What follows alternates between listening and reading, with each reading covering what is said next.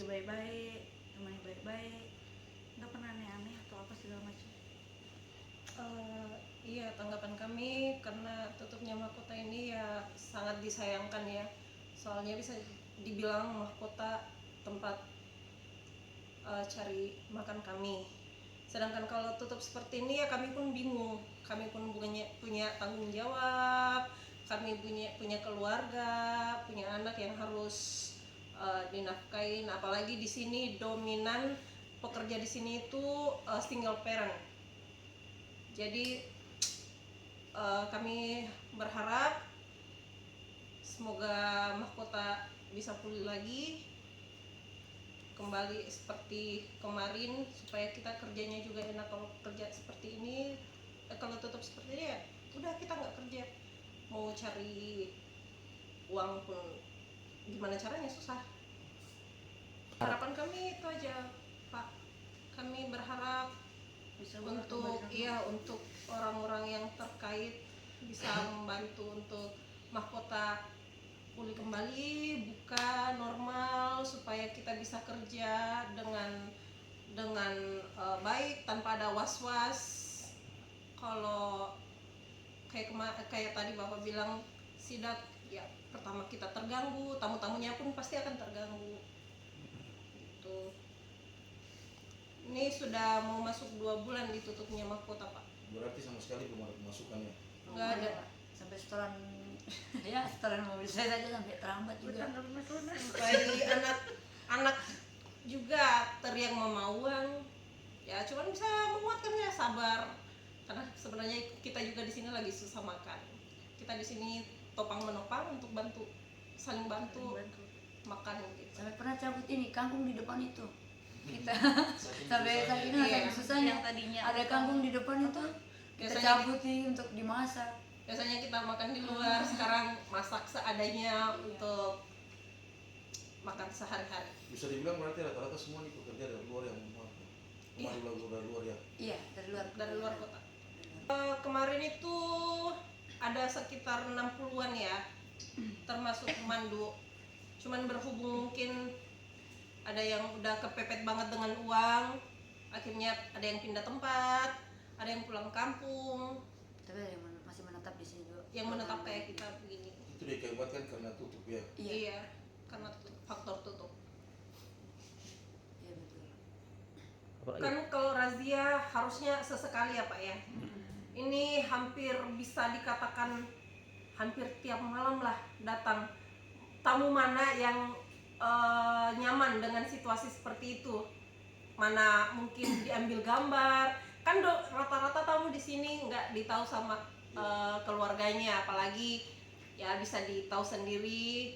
Banyak Privasi yang ya? sudah ya privasi, banyak yang sudah berkeluarga pasti otomatis nggak mau ditahu sama istrinya seperti itu. Saya berharap Pak, sebagai pekerja sini, saya mewakili pekerja-pekerja lainnya, saya meminta untuk mahkota dibuka kembali seperti kemarin-kemarin yang normal. Karena kita di sini punya tanggung jawab, kita butuh makan, kita butuh biaya hidup. Jadi harapan saya untuk mahkota dibuka kembali. Itu saja Bu ya. Iya. Ada apa kafe-kafe hiburan lain beroperasi sedangkan kafe mahkota tutup? Ini keluhan pekerja mahkota. Nabire, Papua Tengah Papedanyus.com. Penutupan kafe mahkota di kota Nabire selama hampir 2 bulan terus menuai keluhan dari para pekerjanya. Puluhan karyawan yang menggantungkan hidup dari tempat hiburan malam ini mengaku mengalami kesulitan ekonomi hingga krisis kebutuhan pokok. Mereka berharap pemerintah daerah dan pihak terkait segera memberikan kejelasan dan membuka kembali operasional kafe tersebut. Seorang pemandu lagu yang bekerja di mahkota menyampaikan bahwa tempat mereka kerap mendapat razia bahkan sejak sebelum penutupan resmi dilakukan. Kami di sini kerja baik-baik, tidak pernah buat masalah. Tapi sering sekali ada sidak, sampai tamu-tamu pun jadi terganggu. Kalau suasananya begitu, siapa yang nyaman? Ujarnya. Pihak pengelola menyatakan bahwa mereka telah menjalani semua proses dan kewajiban yang diminta, termasuk membayar sanksi administratif sebesar 50 juta rupiah. Namun sampai saat ini, kafe mahkota tetap belum diperbolehkan beroperasi. Kami sudah bayar sanksi sebesar 50 juta rupiah sesuai ketentuan, tapi mahkota belum juga dibuka. Kami bingung, harus bagaimana lagi? Anak-anak di sini tidak punya pemasukan sama sekali, ujar salah satu manajer operasional. Total pekerja di kafe mahkota berjumlah lebih dari 40 orang.